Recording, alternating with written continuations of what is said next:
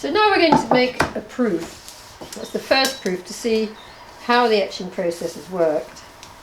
And this ink is tough. And whether it's looking as I want it to look, or as I'm hoping it will look. So this is the etching ink. You see, it's very much the consistency of, I don't know, Lurpak, I suppose. You know, something like a margarine or soft butter. And I use Charbonnel ink. It just suits the way I work, and I like it. But there are types of this black ink that are easier to wipe than others. So after a series of experiments and trial and error, you find the ink that suits you best. So this is ivory black, and I haven't said anything about it being greasy, whereas on this one I have written greasy, so that means it takes a long time to wipe it off the plate, which actually is rather annoying. So then I take up my trusty dabber. I made this from an old leather coat, and it's full of old pairs of tights and wrapped around with loads and loads of string, and I've had this probably now for 20 odd years, and it's done really good service, and it doesn't cost you anything at all. If you've got an old leather coat, or you could buy one from from a charity shop. So this ink, just going to dab it on the surface. In the old days, when I first started printmaking, I mixed my own ink, and before I had my own setup. In all the print workshops I worked in, you had the pigment and you mixed it with copper plate oil and you ground it and made your own inks. So did you still do it? And so now it's quite a luxury, you just get it out ready made. And then using quite a lot of pressure. This plate's quite hot now. It's okay to touch it, but it is quite hot, and you need that so that the ink softens and goes into the areas where it's been etched by the acid.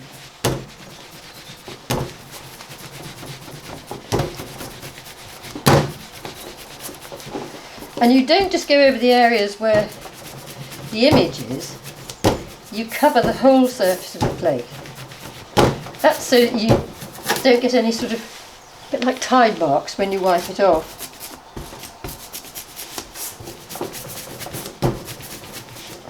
And I'm pressing quite hard in these areas so that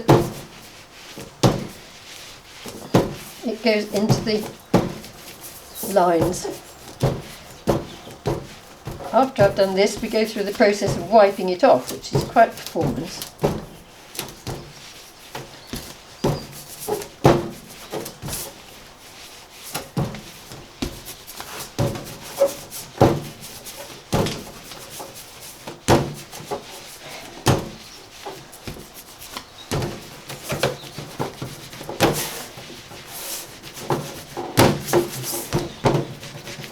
And you can see I'm kind of turning it round at the same time. That's a sort of habitual thing. That's probably not so. It means I can do the edges without it going all over the hot plate.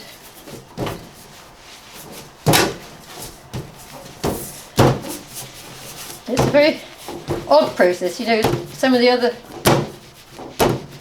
printmaking techniques, the inking up isn't anything as laborious as this. And I've got some large complicated plates I've done in the past, and it's taken me an hour just to do the inking and the wiping on each plate. And then, you know, people come and talk to you about your prices and say, why are etchings or original prints so expensive? And I think some people still think that it's a bit like a photocopy. You just press a button and out comes a reproduction. But then how would they know if you don't tell them so? Well, I think generally now there's a much better understanding of what is an original print. Right, so I've got the whole plate covered, but I can see there are some areas that the ink hasn't actually got into yet. Now I'm going to wipe it off, begin the wiping off process using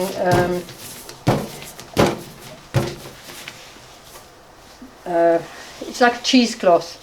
It's called scrim, and it's like a sort of cheesecloth or muslin fabric, and you can get it in thicker and thinner grades, and some of it is coarser than others. And I tend to start off wiping with a thicker grade, like that, and move on then to a finer. You see a slightly more open weave, but it's much softer. And you see these are already dirty, but actually that's fine, because sometimes the old ink helps to attract the new ink onto the muslin when you're wiping it off. So I'll move the ink over here and move that over there and start off. And I'll start off with a dirty, fairly dirty one. It's soft, it shouldn't scratch. Some people use, and I do on a very complicated plate, use bits of card, this is mounting card with straight smooth edges, to take the ink off the plate. I tend to do that when I've got the aqua tint on, but at this stage, because I've got a lot of plain white areas, I don't want to risk scratching the surface with a, you know, there could easily be a little bit of a dust particle on here, and amazing how it scratches. So I'm going to stick with the muslin at this stage. And again, as I wipe, I do a wiping. I'm not sort of going like that. I'm not sort of trying to scrub the life out of it. I'm wiping in a circular motion. This is more deliberate, so that the ink gets a chance to be pushed into the lines from every direction. And as you can see, not a lot comes off at first.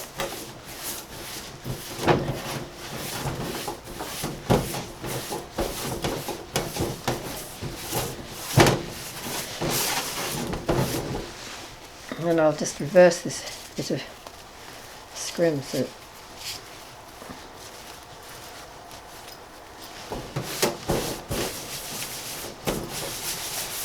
you begin to think at this stage it's never going to come off.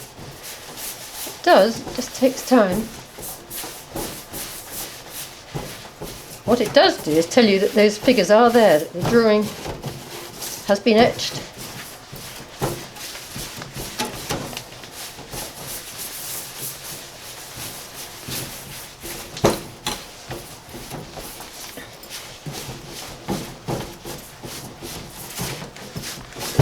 A bit lighter.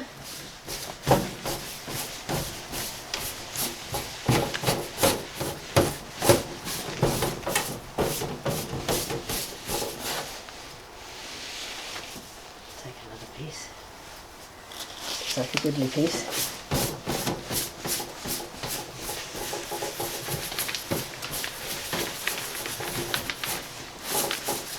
And this method of etching is very, very traditional. As I said earlier, it's how etching's been done for years.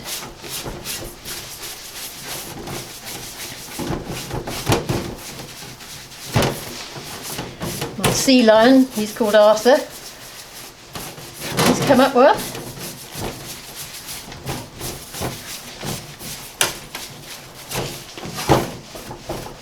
I said that the other ink was greasy, but all ink is greasy, of course. Some more greasy than others, and this one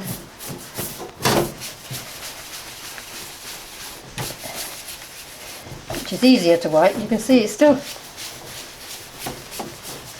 requires a fair amount of wiping, and we've got a long way to go yet.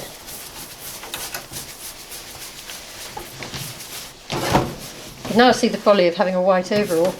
And look at my hands.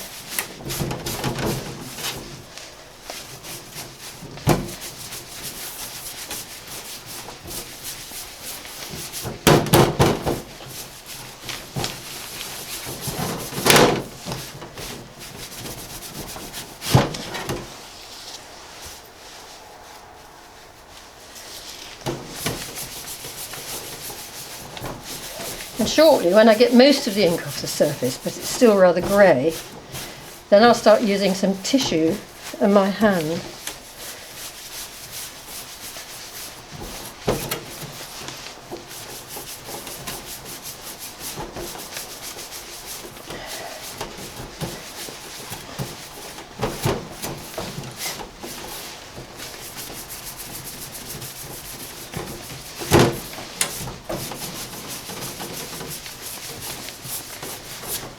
Like gliding over the surface, really, lifting the surface ink off, but not wiping the ink out of the grooves or the etched lines, which of course you don't want to happen, otherwise you'd not have a very good print.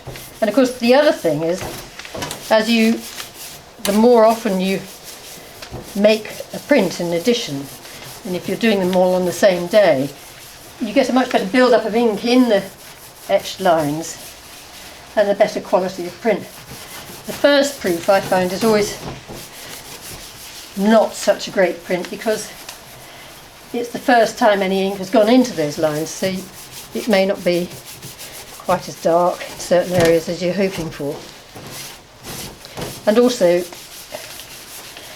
I won't know till I've done a proof how much I need to alter the pressure on the press. I can do an educated guess how much I need to put on it, but it's not till the paper is lifted and you see what it looks like that you know exactly how much pressure to put on. So it's looking a bit more recognisable. So now I'm just going to get some tissue. This is acid-free tissue.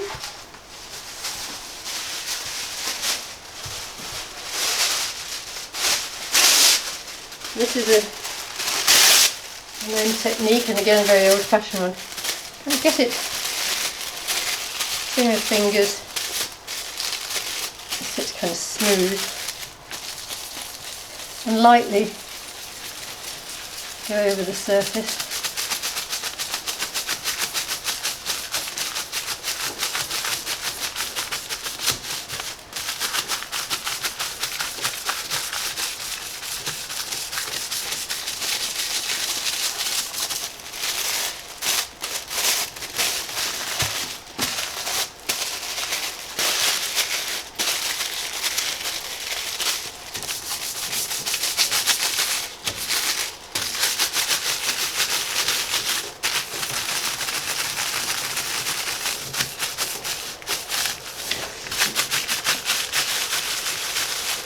We see where you've got lingering bits of ink around the edge of the lines. I'm not pressing very hard, I'm trying to sort of pass it over the surface. And I can see the sort of greyness sitting on the surface of the metal. And because I saddle myself with always trying to achieve a white background, it means I have to be super careful during the wiping process. I'm not being quite as punctilious as I would normally be because this is a proof, and I'm more interested in seeing what the line quality is like when it comes out of the press.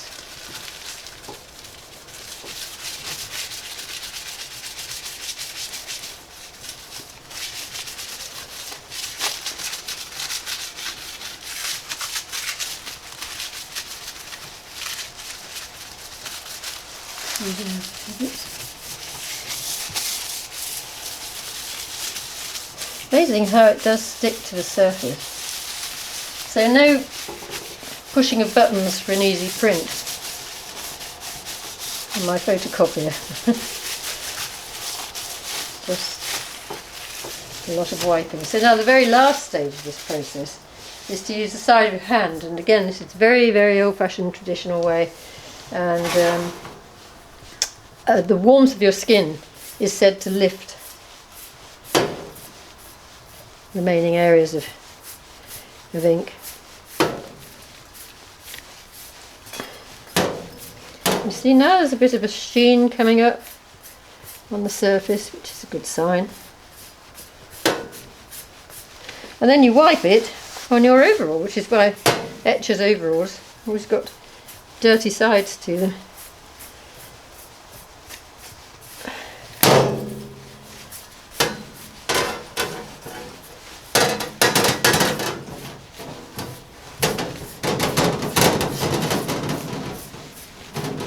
So that's looking quite interesting now.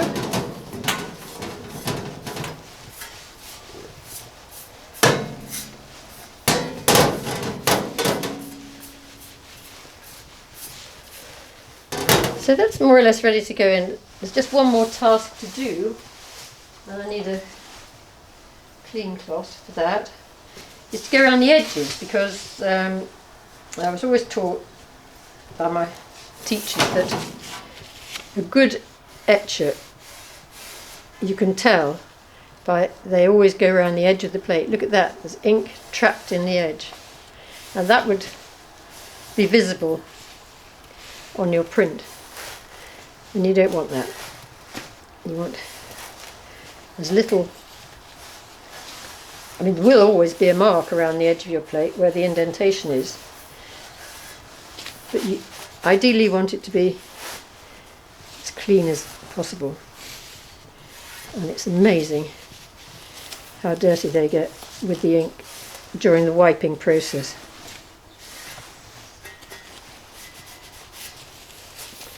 Okay.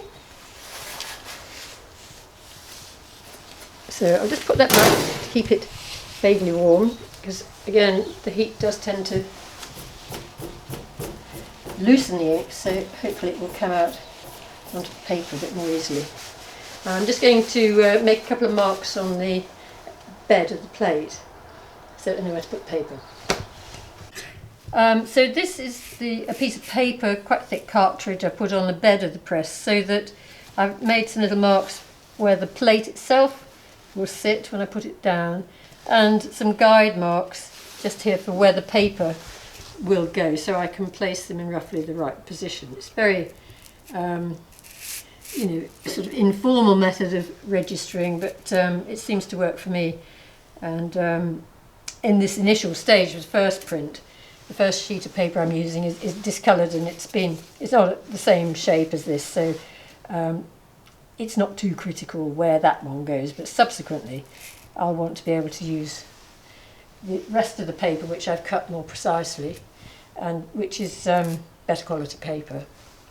I also got my brilliant tool here to tighten the pressure on the press. This is an old-fashioned press, it's a Rocher, and it's big enough to put what used to be called an imperial sheet of paper through if you need to, if you've got a very big plate.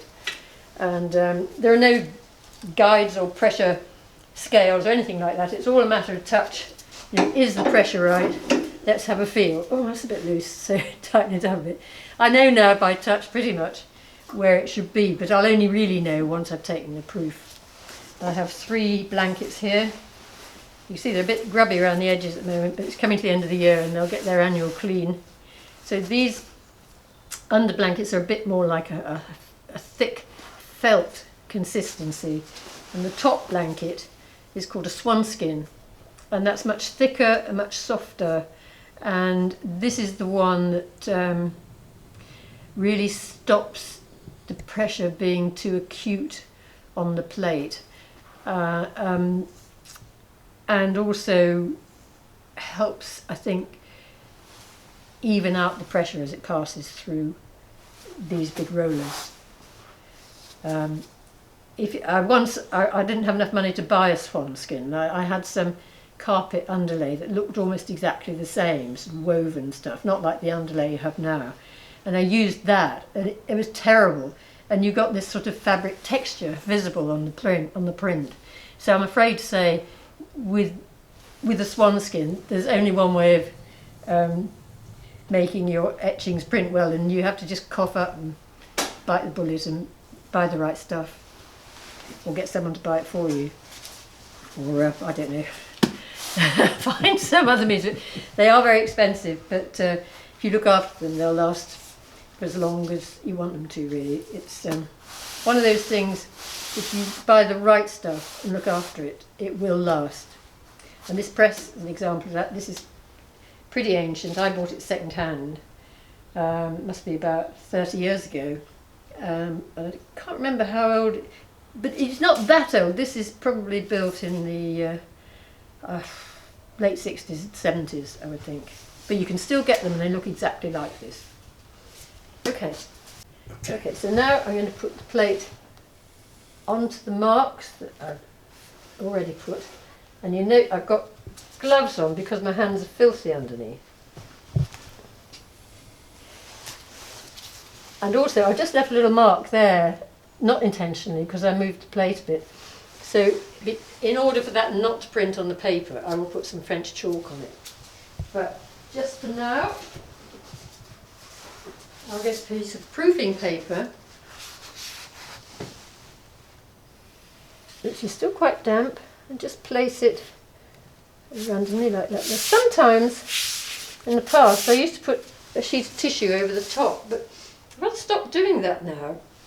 And sometimes the tissue would crease, and that would show up in the paper. So we'll see how we get on with this.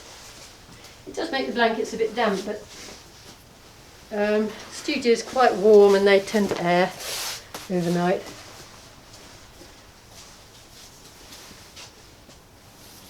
So there we are, three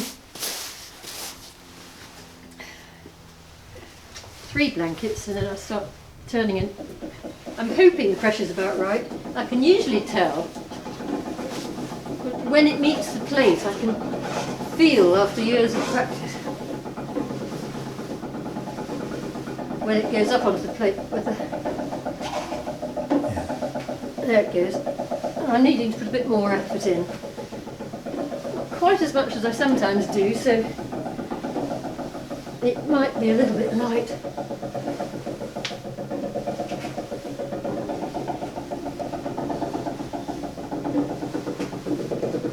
Now to come off, I felt it would get lighter.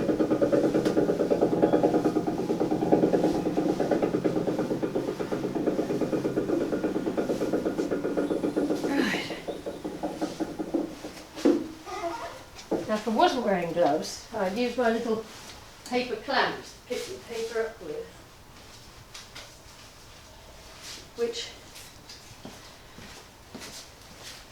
which look like this. Is offcuts of printmaking paper folded in half so that, oh, do you know, I didn't put the French chalk on to protect against the mucky bit I'd put on. So we'll have a look what this looks like. So it's quite faint. But there we are, that's the first stage. That's the first time I've seen it back to front. I quite like it actually. But it needs, I'll do another couple of proofs to build up the ink, and I think I'll give it a bit more pressure. And it is a bit grey here, so when I get to do the additioning I'll have to do a lot more wiping on it. Use a lot more of my hand.